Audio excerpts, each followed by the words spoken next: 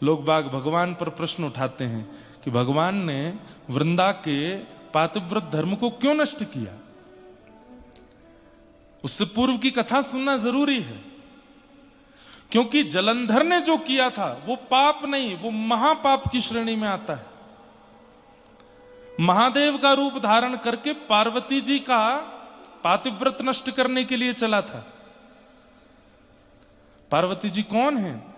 अगर महादेव से जलंधर प्रादुर्भाव हुआ तो महादेव उसके पिता हैं और पार्वती उसकी मैया है।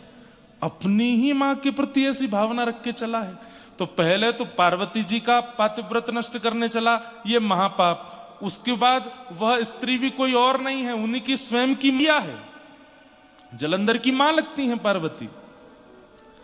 महा महा महा महा महा पाप की श्रेणी में जलंधर पहुंच गया है।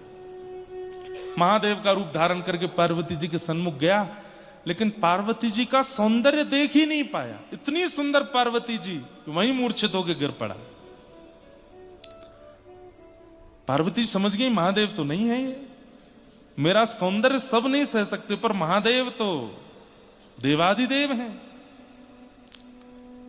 उन पर किसी की सुंदरता का प्रभाव नहीं होता, ये कोई और ही है।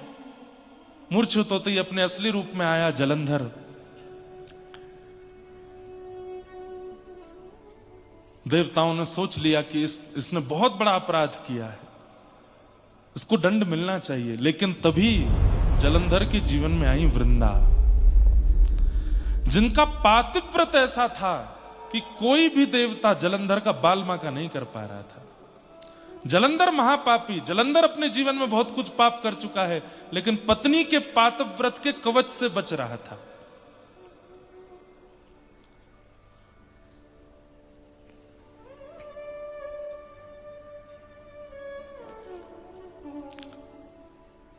ठाकुर जी को जब ये बात पता चली तो भगवान बोले ठीक है, ये काम हम कर सकते हैं।